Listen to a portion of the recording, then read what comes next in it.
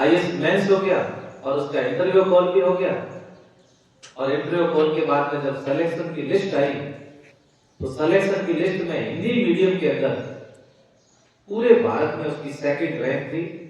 और उसका नाम है अपने बाड़मेर के पास में गांव है डंडाली, डंडाली का रहने वाला गंगा सिंह राजपुरोहित। हिंदी मीडियम में उसकी पूरे भारत में सेकंड रैंक थी। मेरे भी रिश्ते में है थोड़े आगे पीछे, और कलेक्टर करते हैं तो रिश्ते हम भी निकाल देते हैं।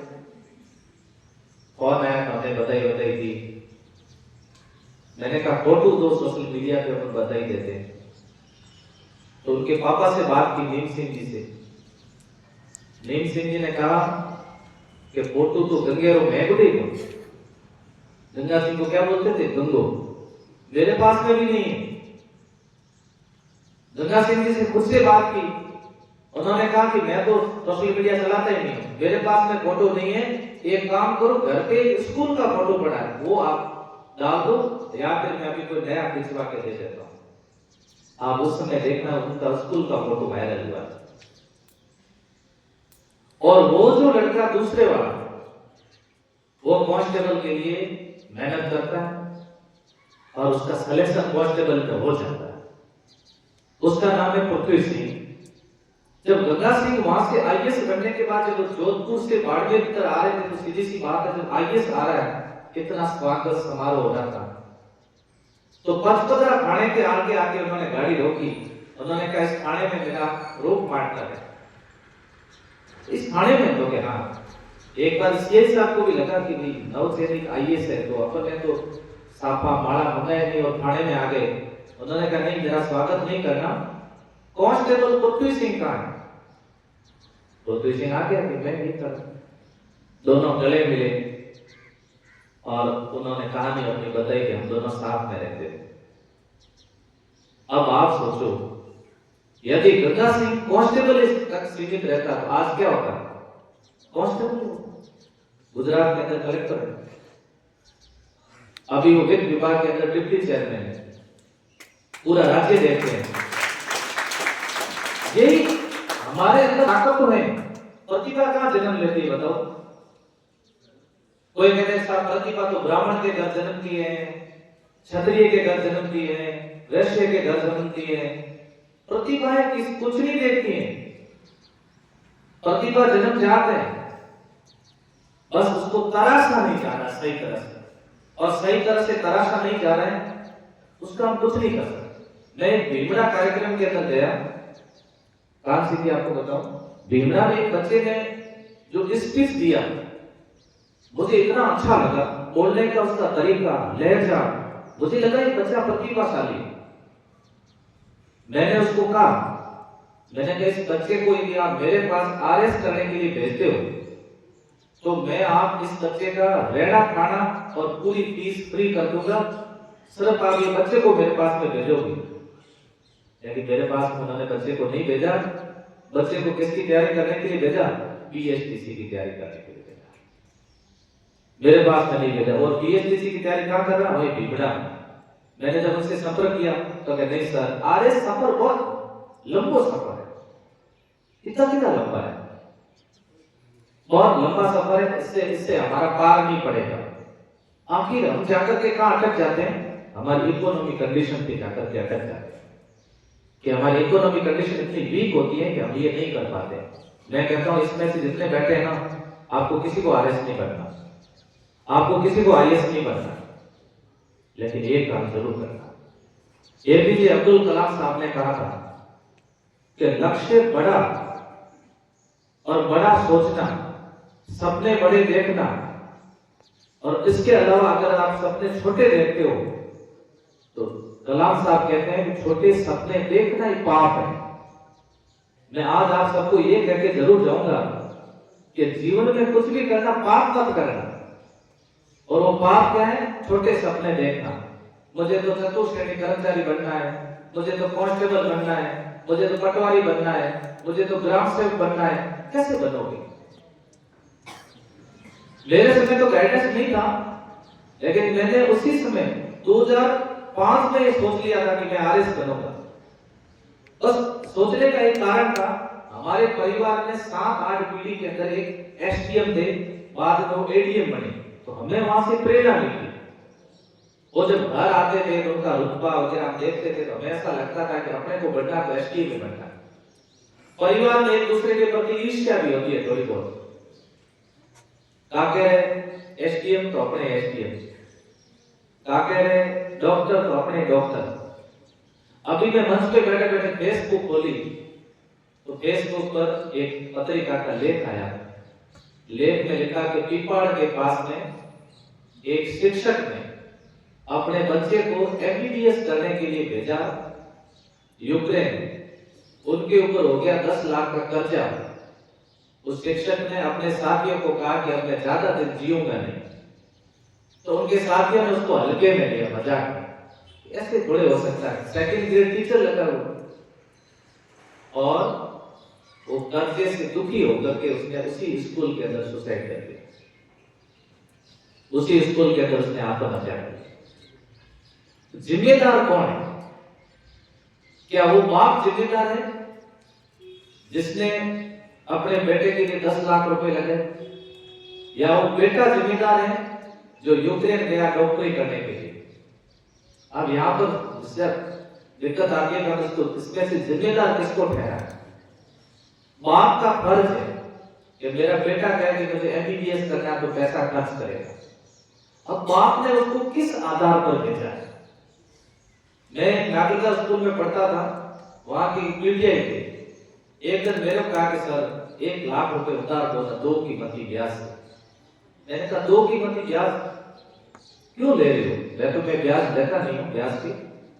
आप ब्याज की कैसे क्यों ले रहे हो? गवर्नमेंट तनख्वाह देती है।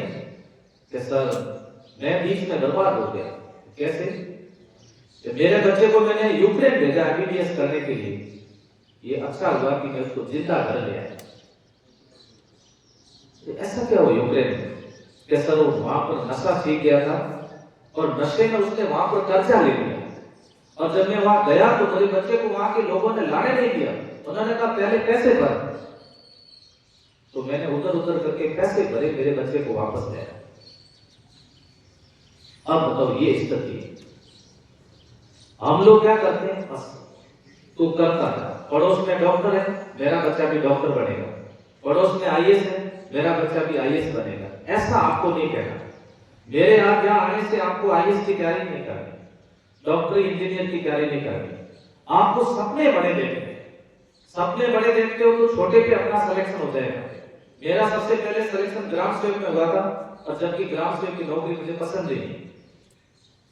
लोगों ने कहा था ग्राम सेवक जैसी नौकरी छोड़ रहा है, इतनी अच्छी नौकरी। आज तक तो ग्राम सेवक करोड़पति है, फॉर्च्यूनर गाड़ी में घूमते, मास्टर की क्या वैल्यू? मैंने कहा नहीं, मेरे को तो आरएस बनना है।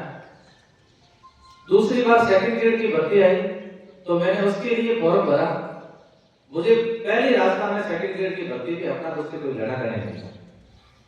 बस आरएस का सिलेबस तैयार था, उधर डालता गया। इधर तैयारी इधर करो और उधर फॉर्म भरो। और जिस दिन रिजल्ट आया मुझे पता चला कि आज रिजल्ट आने वाला है, उससे कुछ समय पहले मैंने मोबाइल स्विच ऑफ कर दिया। अपना हो गई नहीं, ना तो मैंने आंसर की मिलाई, ना मैंने किसी से पूछा कि मेरिट क्या रहेगी। रिजल्ट से पहले मैंने स्विच ऑफ कर दिया। अब जब भी कभी रिजल्ट आता है मोबाइल स्विच ऑफ है तो समझ लेना उसका हुआ नहीं। मेरे पे लोगों ने कॉल किया तो लोगों ने कह दिया हुआ ही नहीं। मेरे पापा कहीं बैठे थे, कोई ऐसी मृत्यु भोज का कार्यक्रम चल रहा था, पापा को जाके किसी ने कह दिया कि आपके बेटे का सिलेक्शन हुआ ही नहीं। पापा ने कहा नहीं हुआ तो नहीं हुआ। थोड़ी देर मैंने स्विच ऑन किया तो कॉल आने लगे, अरे कि मंजे तेरा सिलेक्शन हो गया है, बहुत बढ़िया रैंक से। मैंने कहा क्यों मजाक कर रहे हो सुबह सुबह? मैंने वापस मोबाइल को क्या कर दिया, स्विच ऑफ कर दिया, क्योंकि मेरा टारगेट आरएस था और एग्जाम सेकंड ग्रेड का दिया। फिर मैंने मेरे पास में पन्ना राम जी करके, जो अभी सब इंस्पेक्टर है, उस समय सब इंस्पेक्टर नहीं थे, मैंने पंजी को बोला, मैंने कहा पंजी आज सुबह सुबह लोग मजाक कर रहे हैं, तो कि मजाक नहीं कर रहे, एक बार देख तो लो। और उस समय जब मैंने रिजल्ट देखा तो वरिष्ठ अध्यापक के उस रिजल्ट में मेरा और राजस्थान के अंदर 7th रैंक से सिलेक्शन था।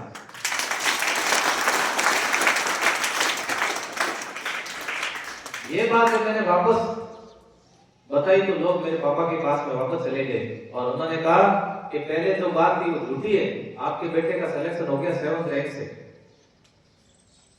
कई लोगों पापा को ऐसा लगा कि मेरे साथ में लोग मजाक है, तो पापा वो स्थान छोड़ करके घर आए। उनको लगा कि ये कह रहा हुआ, ये कह रहा नहीं हुआ। उस समय इतना मोबाइल भी नहीं था, तो पापा निराश होकर के घर आ गए। और मैं उस समय पाली गया हुआ था। पाली में क्या, मेरा छोटा भाई उस समय फिजिकल कर रहा पुलिस का, तो मैं उनके पन्नाराम जी के क्वार्टर में रुका हुआ था। तो मैं गया फिजिकल के लिए, उसके पास गया। मैंने कहा पति एक बार भाई के पास चलते हैं। मैंने भाई को बोला, मैंने कहा देख भाई, मेरा तो हो गया है, 2nd ग्रेड भी निकल गया अपना, तो तेरा हो गया। मैंने कहा अब, मैंने कहा तू दौड़ कर दे तो पुलिस में तेरा भी हो जाएगा। उसको भी थोड़ा मोटिवेट बातें लगी, वो थोड़ा मोटिवेट हुआ और उसने दौड़ कर दी। शाम को रिजल्ट आया तो उसका भी सिलेक्शन हो गया। फिर पापा को लगा कि एक ही दिन में दोनों करो। यदि मैं तैयारी आरएस की नहीं करता तो शायद मेरा ग्राम सेवक का नहीं होता, 2nd ग्रेड में मेरी ये रैंक नहीं लगती। उस समय लोगों ने कहा था कि ऐसे कैसे तेरी रैंक लग गई। मैंने कहा मेरी रैंक लगने के पीछे मैं बताऊं कारण। मैंने 2 बार आरएस में सब्जेक्ट चेंज किए। एक बार मैंने हिस्ट्री और पब्लिक से दिया, फिर मोहनदास जी रत्नू साहब मेरे को मिले। मोहनदास जी ने कहा कि आप हिस्ट्री और पब्लिक से मत दो, हिस्ट्री और फिलोसफी से दो। फिर मैंने हिस्ट्री और फिलोसफी से दिया। पहले आरएस में सब्जेक्ट होते थे, आजकल तो जीके का पेपर कर दिया। तो मेरे सब्जेक्ट 2-3 सब्जेक्ट तो ऐसे स्ट्रांग हो गए, और स्ट्रांग होने का मेरे को उसका फायदा मिला। मैं आज पूरे पश्चिमी क्षेत्र के अंदर जा रहा हूं ना, मैं बच्चों को यही कहता हूं कि आप लोग तैयारी आरएस की करो, आईएएस की तैयारी करो। अभी हम फाउंडेशन 1 और फाउंडेशन 2 बैच ले रहे हैं। अब मैं एक नया बैच ले रहा हूं अभी, एक फाउंडेशन 3 के अंदर super entrance batch. Super entrance batch के अंदर हमने ये शर्त रखी कि 12वीं बच्चे को लेंगे जिनका एग्जाम है सुपर, उसमें कि हमारे पास में रहता है तो उसकी सरकारी नौकरी होता है। आरएस में बच्चा इसलिए नहीं भेजते हैं पेरेंट्स, अभी कांसी की ही बात करें, 3 साल बीए करो, बीए करने के बाद में फ्री होगा, फिर 3-2